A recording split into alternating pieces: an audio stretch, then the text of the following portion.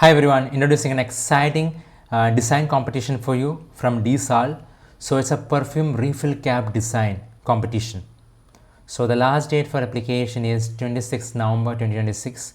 So they are giving 5,000 euros in total of prizes.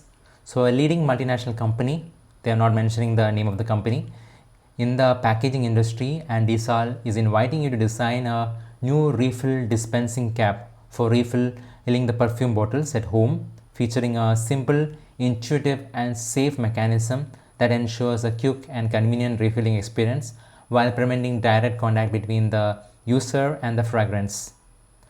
So if you can come up with something which will solve this problem and satisfy their brief, you get cash prizes for it.